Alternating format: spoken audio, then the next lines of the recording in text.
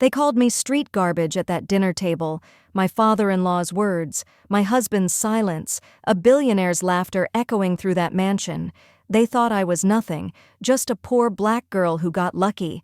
But what they didn't know? I was about to become the one person they desperately need. Before we get into this story, hit that subscribe button and turn on notifications. Trust me, you won't want to miss how this ends. And drop a comment telling me what you would have done in my position. Now, let me take you back to where it all started. My name is Brianna Hayes, and I need you to understand something about me before we go any further. I grew up on the South Side in a neighborhood where people worked 2, sometimes 3 jobs just to keep the lights on. My mama cleaned offices at night and worked retail during the day. My daddy left when I was 6. I learned early that respect wasn't given, it was earned. And that your word meant everything. When you had nothing else, I became a social worker because I wanted to help people like the ones I grew up with. People who society looked past, threw away, forgot about. I worked at a community shelter, making barely enough to cover my rent in a studio apartment with a radiator that only worked half the time. But I loved my job. I loved the people I served. I never imagined that world would ever touch the world I'm about to tell you about. I met Christopher Westmore at a charity fundraiser. I was only there because my supervisor dragged me along, said it would be good for networking. I felt completely out of place in my department store dress, while everyone else wore designer labels I couldn't even pronounce. But then this man approached me at the drink table. Tall, kind eyes, genuinely warm smile. He asked me about my work, and here's the thing that got me. He actually listened. He didn't do that thing wealthy people sometimes do, where they ask questions, but you can tell they're not really hearing your answers. Christopher listened like every word mattered. We talked for 2 hours that night. He told me he worked in family business but didn't elaborate. He took my number. He called the next day. For 3 whole months we dated like normal people.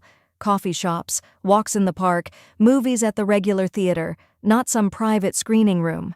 He met Tamara, my best friend since high school, and she approved. That meant everything to me. Christopher was different, I thought. He was real. Then one evening over dinner at this little Italian place we loved, he got quiet. That serious kind of quiet that makes your stomach drop. He reached across the table and took my hand, and he said, "Brianna, I need to tell you something about my family." That's when I learned his last name wasn't just Westmore, it was the Westmore, as in Westmore Pharmaceutical Holdings, as in billionaires, as in a family whose name was on hospital wings and museum galleries. I almost walked out. Not because of the money, but because he'd hidden it. He explained that he'd wanted me to know him first, not his bank account. He'd been hurt before by people who only saw dollar signs. I understood that, but I was also terrified. His world and my world weren't just different, they were universes apart. Meeting his family was inevitable, and I dreaded it. His mother, Catherine, was ice-wrapped in pearls, polite but cold, the kind of woman who could insult you with impeccable manners. But his father, Harold Westmore, he was different. From the first handshake I felt his judgment. The way his eyes traveled from my natural hair to my off-the-rack shoes, the questions that seemed innocent but had knives hidden inside them. Where did I go to school? What did my parents do? What neighborhood did I grow up in? Each answer I gave seemed to confirm something for him, and that something wasn't good. 6 months into our relationship, Christopher invited me to a formal dinner at the family estate for his 32nd birthday. It wasn't just family. There would be business associates, family friends, important people. I was terrified, but I wanted to try. For Christopher, for us. I saved up for a month to buy a dress that wouldn't embarrass him. Tamara came over the night before and helped me practice walking in heels I wasn't used to wearing. She held my face in her hands and said, "You belong anywhere you choose to stand, Bree. Don't let them make you feel small." The Westmore estate wasn't just a house, it was a statement. Old money doesn't shout, it whispers, and every corner of that place whispered that I didn't belong. Crystal chandeliers, oil paintings of ancestors, staff in uniform. I walked into that dining room holding Christopher's hand like it was a lifeline. The table was set for 20 people, and every face that turned toward me felt like a spotlight. Catherine greeted us with air kisses. Harold gave me a nod that somehow felt like a dismissal. But then I noticed another man, late 50s, silver hair, wearing a suit that probably cost more than my yearly salary. Sterling Crawford. I recognized him from business magazines. Another billionaire, supposedly Harold's oldest friend and biggest rival. The way he looked at me made my skin crawl, like I was an interesting science experiment. Dinner started pleasantly enough. Small talk, wine I couldn't identify, food on plates too beautiful to eat. I stayed quiet mostly, smiled when appropriate, tried to be invisible. But then Harold started. It began subtly. A comment about my degree from a state university compared to Christopher's Ivy League education. A question about whether my little shelter job was fulfilling, said in a tone that made it clear he thought it was cute that I had hobbies. Christopher squeezed my hand under the table, but said nothing. Then the conversation shifted to business, to Christopher's future with the company Harold announced, like I wasn't even sitting there, that they were planning a merger with another pharmaceutical family. He mentioned a young woman, someone suitable from good breeding, someone who understood their world. My throat tightened. Christopher went pale, but stayed silent. I found my voice then. It came out steadier than I felt. I said, "Excuse me, but Christopher and I are together. We love each other." The table went quiet. You could hear the sound of crystal touching china, someone's uncomfortable cough. Harold turned to me slowly, and the look on his face was pure contempt. "Love?" he said, and he laughed. Not a warm laugh, a cruel one. "You think love matters in families like ours? You're a distraction, Miss Hayes Phase. You're street garbage that somehow got scraped off our son's shoe and tracked into our home. You don't belong here and you never will." Street garbage. Those words hung in the air like poison. I waited for Christopher to defend me, to say something, anything.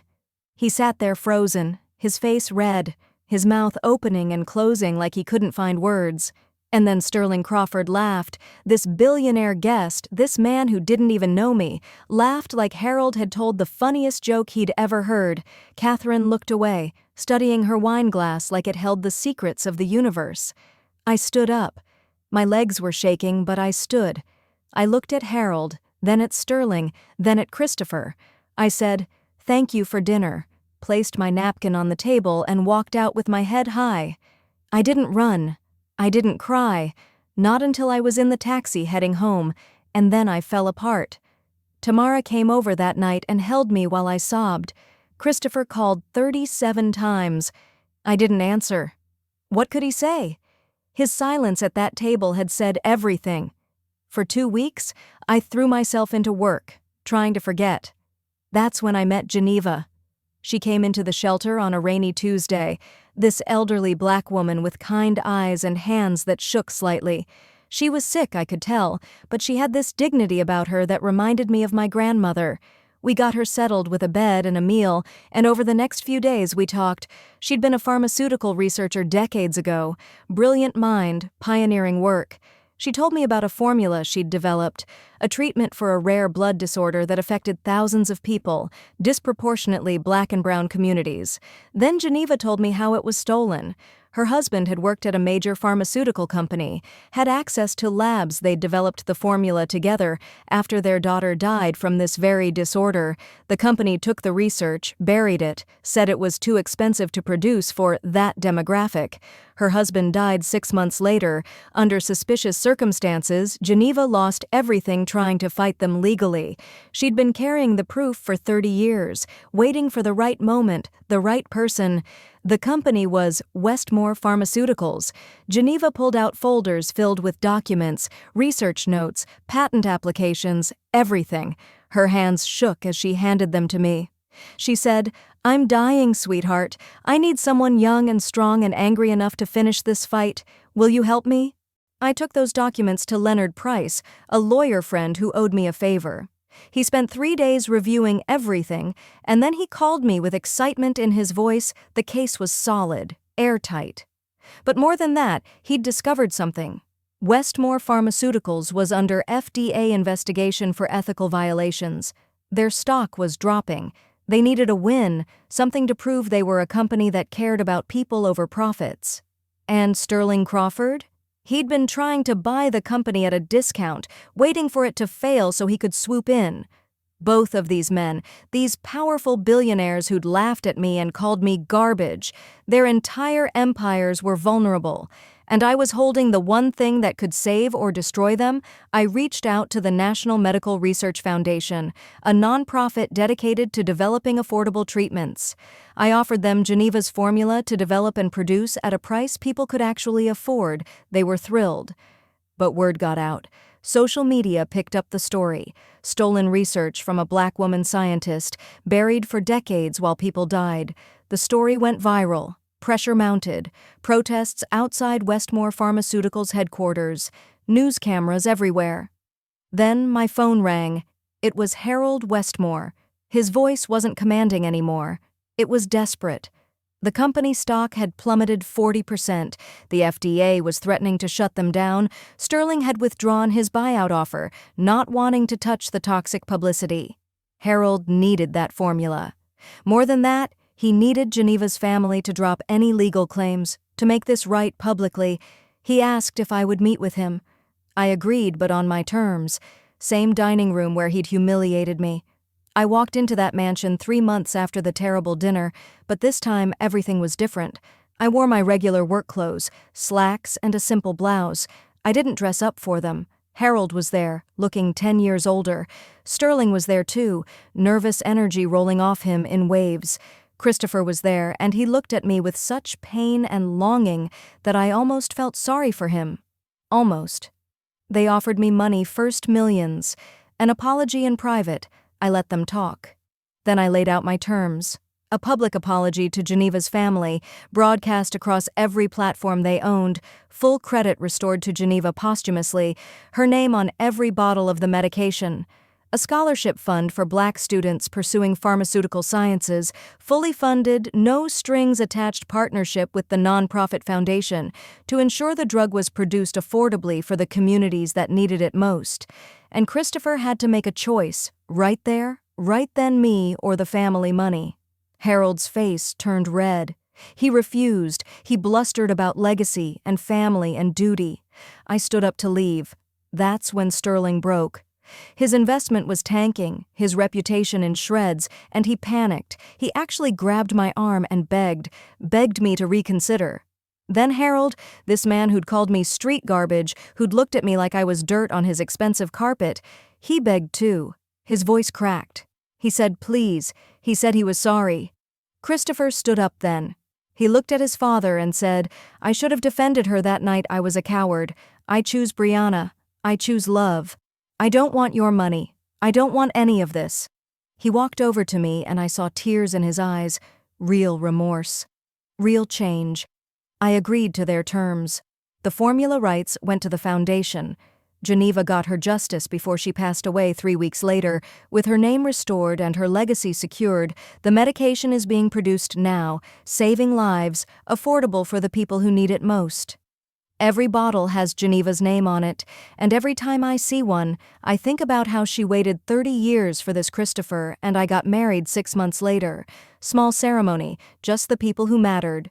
He works as a teacher now at an inner-city school, making a fraction of what he could, and he's happier than I've ever seen him. He walked away from the inheritance, from that whole world, and he's never looked back. Harold lost control of his company to a board that forced him out. Sterling's reputation never recovered. But Catherine, surprisingly, reached out months later. A real apology. We meet for coffee sometimes now. She's trying. They called me street garbage. But I learned something that night. Your worth isn't determined by people who can't see your value. Sometimes the people who have everything are the ones with nothing that matters. Geneva taught me that justice might be slow, but it's always worth fighting for. And Christopher taught me that real love means choosing the person, not the comfort. If this story moved you, don't just like this video. Share it with someone who needs to hear it. Someone who's ever been made to feel small.